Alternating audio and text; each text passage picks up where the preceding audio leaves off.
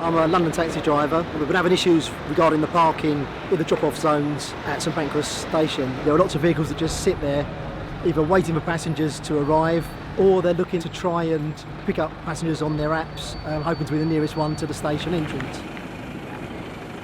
Basically, the problems that we have is if you've got someone in a wheelchair that you're trying to drop off in the vehicle, you need a curb to put the ramp down to let them alight the vehicle. If there isn't a curb, you can't drop them off outside the front of the station, and they're probably the people that need the most to be nearest to the entrance of the station.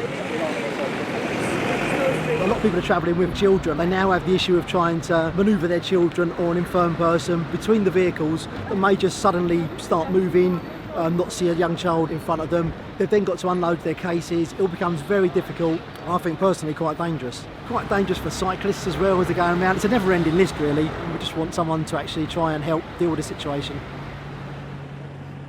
Taxi drivers, including Shaun, got in touch with me, and I am well aware of this problem myself. It also holds up the buses, and the black cabs have been absolutely fantastic. They came to me for help and I asked them for the evidence, and they've shown me by Twitter and by email photographs of this happening every day of the week, drivers occupying the bays and staying for much, much longer than 10 minutes.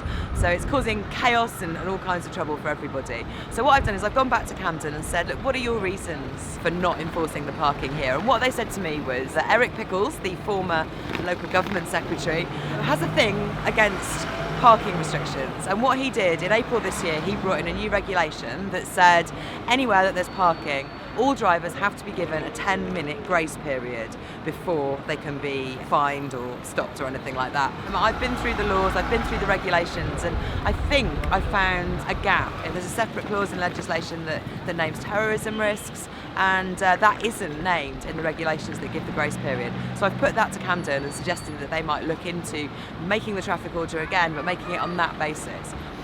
What that wouldn't do is change the way that the traffic and the parking is enforced.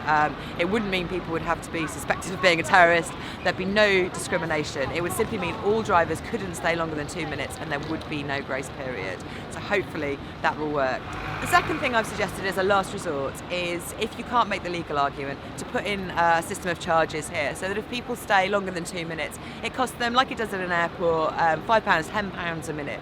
So that by the time they've stayed the 10 minutes that they're doing at the moment, they'll have racked up as much charges as they would have paid in a penalty charge anyway. So that should make a difference to how long people decide to stay and clear this road. And it's no good for pollution to have all the traffic piled up the way it is at the moment. It's no good for passengers using the stations either. So I really hope Camden will listen. I hope something can be done. And I hope that I can do something for the taxi drivers, because that would be really, really good.